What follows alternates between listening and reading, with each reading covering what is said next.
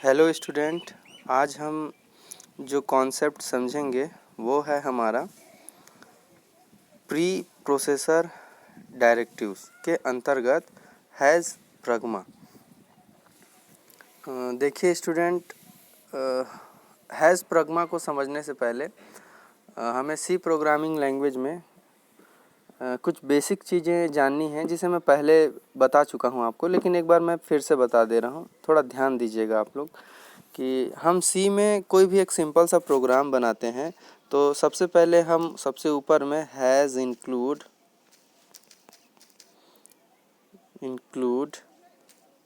फिर angular bracket में stdio dot H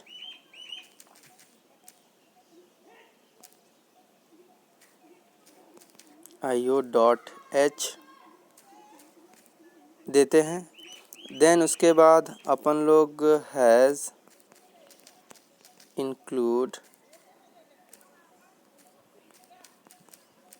conio dot H header file को define करते हैं। और जैसा कि मैंने पहले बताया था आप लोगों को कि ऐसा कोई भी स्टेटमेंट जिसके सामने हम लोग हैज़ लिख देते हैं तो वो प्री प्रोसेसर डायरेक्टिव्स बन जाता है। तो यहाँ पर देखिए has include stdio dot H, has include conio dot H, तो यहाँ हैज़ इंक्लूड जो है वो एक प्री प्रोसेसर डायरेक्टिव्स है। और प्री प्रोसेसर डायरेक्टिव्स के बारे में मैं आप लोग को बताया था कि ये एक ऐसी प्रोसेस है जो प्रोग्राम को यूज़र के द्वारा कंपाइल करने से पहले ही उसकी कंपाइलेशन प्रोसेस कंप्लीट हो जाती है। मींस होता ये है कि जब हम प्रोग्राम को कंपाइल करते हैं तो हमारा कंपाइलर प्रोग्राम में मेन फंक्शन को ढूंढता है। उसको जब मेन फंक्शन मिल जाता है तब जा कर के वो बाकी कोड को एग्जीक्यूट करता है। अगर प्रोग्राम में मेन फंक्शन नहीं रहता है तो वो बाकी कोड को एग्जीक्यूट नहीं करता है। ठीक है, ये कॉन्सेप्ट हमने पढ़ा है और मैं आपको हमेशा बताया हूँ कि मेन एक बहुत ही इम्पॉर्टेंट फंक्शन है, क्योंकि हमारे प्रोग्राम का एग्जीक्यूशन जो है वो मेन से ही स्टार्ट होता है। अगर हमारे प्रोग्राम में मेन फंक्शन नहीं रहेगा तो प्रोग्राम एग्जीक्यूट नहीं होगा। तो इसे हम एक एग्जाम्पल से समझ लेते हैं। ठीक है, और एक चीज़ और मैं यहाँ बता देना चाहता हूँ कि जैसे मैंने बताया कि प्री प्रोसेसर डायरेक्टिव्स एक ऐसी डायरेक्टिव्स होती है जो प्रोग्राम को यूज़र के द्वारा कंपाइल करने से पहले ही उसकी कंपाइलेशन प्रोसेस को कंप्लीट कर देती है। तो ऐसे स्टेटमेंट जिसे हम यूज़र के द्वारा प्रोग्राम को कंपाइल करने से पहले ही जिसकी कंपाइलेशन प्रोसेस हम कंप्लीट कर देना चाहते हैं उसे हम प्री प्रोसेसर डायरेक्टिव के अंतर्गत डिफाइन करते हैं। हम किसी भी स्टेटमेंट को प्री प्रोसेसर के अंतर्गत ला सकते हैं। ठीक है, तो चलिए देखते हैं मेन फंक्शन के साथ कैसे हम काम करते हैं। ठीक है, तो हेडर फाइल डिफाइन करने के बाद हम जनरली देते हैं अपने प्रोग्राम में void main। तो यहाँ पर मेन फंक्शन मैंने डिफाइन कर दिया। देन इसके बाद हम करली ब्रैकेट ओपन करते हैं और करली ब्रैकेट में मान लीजिए फ़िलहाल मैं यहाँ पर लिख रहा हूँ printf और एक मैसेज प्रिंट कराना चाहता हूँ printf और एक मैसेज प्रिंट करना चाहता हूँ। तो यहाँ पर मैं लिख देता हूँ मैसेज में हेलो मेन, क्योंकि मेन फंक्शन के अंतर्गत है इसलिए यहाँ पर जो है मैसेज मैंने हेलो मेन डाल दिया है। ठीक है, उसके बाद यहाँ पर गेट सी एच फंक्शन भी देना ज़रूरी है, क्योंकि भाई आउटपुट विंडो तभी होल्ड रहता है जब हम गेट सी एच फंक्शन देते हैं। तो गेट सी एच फंक्शन दे देते हैं हम यहाँ पर, ये गेट सी एच फंक्शन लगाया मैंने ऐसे, फिर सेमी कॉलन। ठीक, देन एंटर करके नीचे आ गए और करली ब्रैकेट से प्रोग्राम को टर्मिनेट कर दिया। अब देखिए, मैं जब इस प्रोग्राम को Alt+F9 या मेन्यू बार से कंपाइल मेन्यू के थ्रू कंपाइल करूँगा तो मेरा कर्सर जो है वो सबसे पहले आएगा यहाँ मेन के पास। वो किसी प्री प्रोसेसर डायरेक्टिव के पास नहीं जाएगा, वो आएगा मेन के पास, जहाँ पे अभी आप लोग को कर्सर दिखाई दे रहा होगा आपकी स्क्रीन पे, वहाँ पे चला जाता है। वो प्री प्रोसेसर डायरेक्टिव के पास नहीं जाता है कभी भी। क्यों नहीं जाता ये मैं अभी तुरंत बताया आप लोग को। ठीक है, तो मेन के पास जाता है, फिर उसके बाद मेन के वो अंदर आएगा मतलब मेन की जो हमने बॉडी डिफाइन किया है उसमें जो भी कोड हम देंगे उस कोड को वो एग्जीक्यूट करता है। ठीक है, तो जब हम इस प्रोग्राम को कंपाइल करेंगे तो पहले कंपाइलर मेन के पास जाएगा, उसके बाद जाएगा प्रिंट एफ के अंदर, फिर गेट सी एच के पास, फिर हमें आउटपुट दिखाएगा। तो आउटपुट में क्या दिखाएगा, वो इस तरह से दिखाएगा, हेलो मेन, ये हमें आउटपुट दिखाएगा। ठीक है, तो देखो अब सवाल ये आता है कि यहाँ पर जब हम इसको कंपाइल किए तो मेन फंक्शन जो है वो रन हो गया और हेलो मेन हमें आउटपुट आ गया। एक चीज़ और मैं यहाँ बता देना चाहता हूँ कि जैसे मान लीजिए हमने कोई यहाँ पर एक यूज़र डिफाइंड फंक्शन बनाया है। ठीक है, एक सिंपल सा कोई फंक्शन बना लेते हैं, जैसे वॉइड डिस्प नाम का फंक्शन बनाया मैंने। ठीक है, और इसका डिक्लेरेशन किया यहाँ पर। अब मैं यहाँ पे क्या करता हूँ, इसको कॉल कर देता हूँ। ठीक है, प्रिंटफ से पहले इस डिस्प को मैं कॉल कर देता हूँ। यहाँ डिस्प को मैंने कॉल कर दिया, कोई भी आर्ग्यूमेंट नहीं है इसलिए आर्ग्यूमेंट पास नहीं करते हैं। ठीक है, डिक्लेरेशन और कॉल हो गया है। अब क्या करना है, यहाँ पर उसकी डेफिनेशन देता हूँ। ठीक है, वॉइड डिस्प, ये डेफिनेशन दिया, ये ब्रैकेट ओपन, फिर करली ब्रैकेट ओपन करना है हमें। अब देन मान लीजिए कि यहाँ पर मैं प्रिंट एफ में लिख देता हूँ, प्रिंट एफ, यहाँ पर डबल इन्वर्टेड कॉमा में मैंने लिख दिया हेलो डिस्प। ठीक है, हेलो DIS पे फंक्शन को ही बोल देते हैं हेलो डिस्प। ठीक है, ये ऐसे, ये फिर ब्रैकेट, फिर सेमी कॉलन। ठीक है, यहाँ गेट सी एच लगाने की ज़रूरत नहीं है हमें बार बार, तो डायरेक्ट हम यहाँ पर करली ब्रैकेट से क्लोज कर देते हैं। अब देखिए जब हम इस प्रोग्राम को, ये पूरा प्रोग्राम आप लोग एक बार देख लीजिए, ये प्रोग्राम है, जब इस प्रोग्राम को हम रन करेंगे या कंपाइल करेंगे, ठीक है, तो देखो आउटपुट हमें कुछ इस तरह से मिलेगा। आउटपुट हमें मिलेगा, सबसे पहले मिलेगा हेलो डिस्प, उसके बाद मिलेगा हमें आउटपुट हेलो मेन। ठीक है, ये मेन, ऐसे दो आउटपुट मिला क्योंकि प्रिंट एफ दो यूज़ हुआ है और उसमें दोनों में ही मैसेज प्रिंट किया गया है, तो वो हमें ये दो मैसेज आएगा। अब सवाल ये आता है कि सर आपने तो कहा कि प्रोग्राम का कंपाइलेशन मेन से स्टार्ट होता है। देखो प्रोग्राम का कंपाइलेशन मेन से ही स्टार्ट हो रहा है। ठीक है, हमारा कंट्रोल सबसे पहले वॉइड मेन में आएगा, यहाँ पर मेन से फिर क्या करेगा, वो मेन के अंदर जाएगा। अब मेन के अंदर जैसे ही आया तो उसको यहाँ पर देखो क्या मिल रहा है, डिस्प फंक्शन को कॉल किया गया है। तो अब होता यहाँ पर ये है कि उसको डिस्प फंक्शन दिखाई दे रहा है, तो वो क्या करेगा, अब यहाँ से सीधे डिस्प की डेफिनेशन जहाँ पे दी गई है, ये तो कॉल है, तो यहाँ से डिस्प की डेफिनेशन जहाँ दी गई है वहाँ पे जंप कर जाएगा यहाँ पे, और यहाँ पे आएगा और उसके बाद फिर डिस्प के अंदर आएगा और यहाँ प्रिंट एफ या जो भी स्टेटमेंट हम देते हैं उसको वो रन कर देगा। फिलहाल हमने यहाँ पर एक प्रिंट एफ लिखा है और इस प्रिंट एफ में लिखा है हेलो डिस्प, तो वो क्या किया, जहाँ पे डिस्प को कॉल किए हैं वहाँ से सीधे डेफिनेशन पार्ट में आ गया और डेफिनेशन पार्ट से वो देख रहा है कि यहाँ हेलो डिस्प एक मैसेज प्रिंट किया गया है, तो आउटपुट में ऐसे प्रिंट कर दिया। ठीक है, उसके अलावा अब यहाँ पर कुछ भी नहीं है, तो वापस से आ जाएगा यहाँ पर मेन फंक्शन के अंदर, यहाँ पर इस वाले लाइन में। अब इस वाले लाइन में आया तो देखा वहाँ लिखा हुआ है हेलो मेन, तो वो प्रिंट एफ है भाई, प्रिंट एफ में हम जो जैसा लिखते हैं वो आउटपुट विंडो में हमें प्रिंट कर देता है।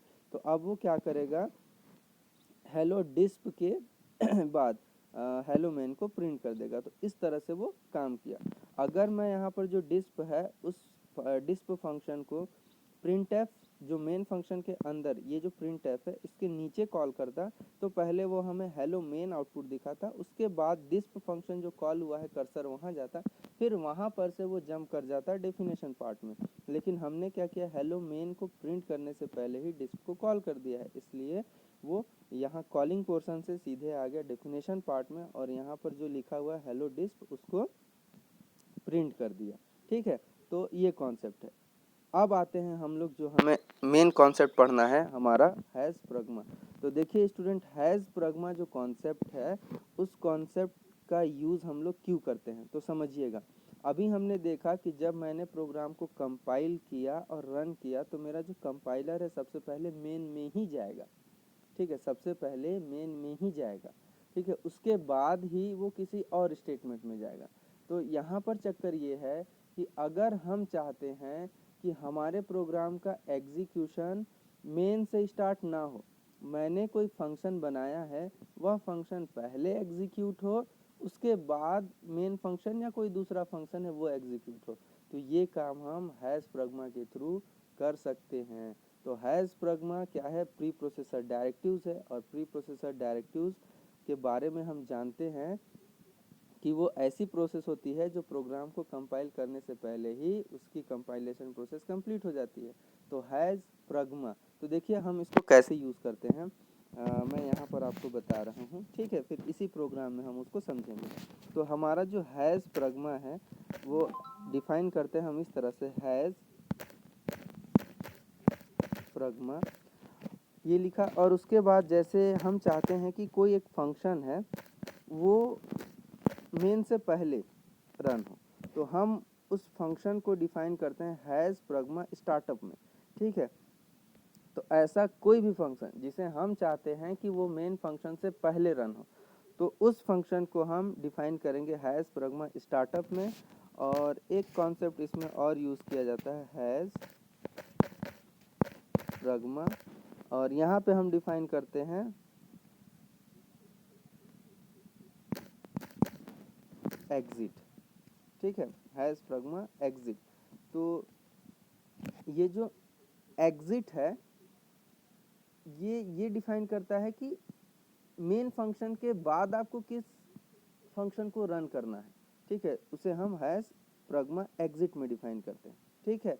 तो दो चीज़ें हैं यहाँ पर ध्यान रखना है कि हैश प्रगमा स्टार्टअप का यूज़ हम तब करते हैं जब हम ये चाहते हैं कि मेन फंक्शन से पहले भी कोई फंक्शन रन हो जाए। तो ऐसे सिचुएशन में हम हैज़ प्रगमा स्टार्टअप में उस फंक्शन का नाम देते हैं जिसे हम मेन से पहले रन करना चाहते हैं।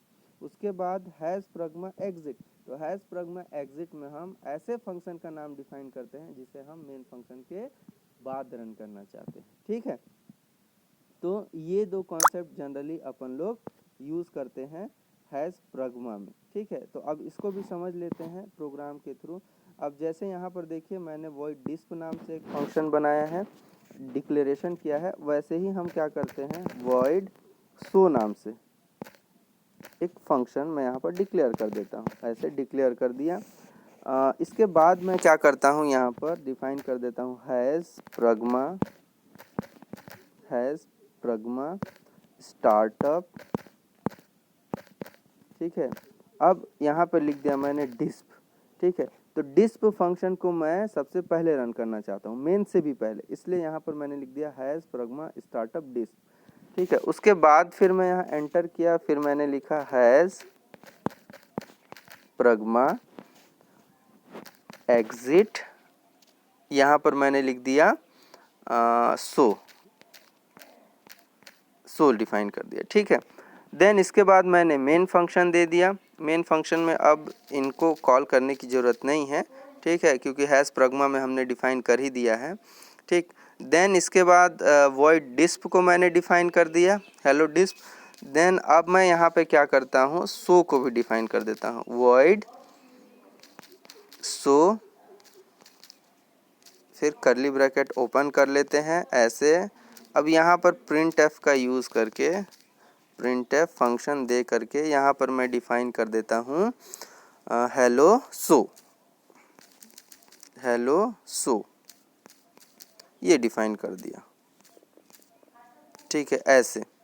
फिर यहाँ पर कर्ली ब्रैकेट से इसको भी क्लोज कर देते हैं। देखिए फंक्शन मैंने डिफाइन कर दिया है, प्रोग्राम को पूरे देख लीजिए, ठीक है, ये आउटपुट है, ठीक। सबसे पहले हमने क्या किया भाई, हेडर फाइल दिया है, हेडर फाइल के बाद दो फंक्शन डिक्लेयर किया है, वॉइड डिस्प वॉइड शो, और उसके बाद तुरंत मैंने क्या किया, has pragma startup has pragma exit, ये दो यहाँ पर pre processor has pragma pre processor directive को ही दो तरह से यूज़ किया है। स्टार्टअप जो हम मेन फंक्शन से पहले रन करना चाहते हैं, एग्जिट जो हम मेन फंक्शन के बाद रन करना चाहते हैं, ठीक है। तो अब देखिए होगा क्या, जैसे ही इस प्रोग्राम को रन करेंगे तो क्या होगा कि पहले मेरा कंपाइलर आएगा स्टार्टअप के पास, फिर यहाँ से जैसे स्टार्टअप में देख रहा है डिस्प है, तो यहाँ से सीधे कंट्रोल को भगा देगा डिस्प के पास। डिस्प में जो मैसेज लिखा है हेलो डिस्प उसको प्रिंट करेगा। देन उसके बाद मेन फंक्शन को रन करेगा तो दिखाएगा हेलो मेन। फिर सबसे लास्ट में हम एग्जिट में लिखे हैं शो को, तो वो आ जाएगा हमारा शो के पास। तो यहाँ हेलो शो, तो हमारा आउटपुट कुछ इस तरह से आएगा, ध्यान दीजिएगा। ठीक है, सबसे पहला आउटपुट आएगा हमारा हेलो डिस्प, फिर हेलो मेन, फिर देन आएगा हमारा हेलो शो, ऐसे। ठीक है, तो ये जो सारा कॉन्सेप्ट हम देख रहे हैं ये है हमारा pre processor directive has pragma. ठीक है, तो ये एक वीडियो के थ्रू मैं आपको समझाने की कोशिश किया हूँ। आपको कोई भी डाउट हो तो आप मुझे कॉल या मैसेज करके पूछ सकते हैं। ठीक है, तो आज की क्लास केवल इतनी ही। कल हम लोग नेक्स्ट कॉन्सेप्ट देखेंगे।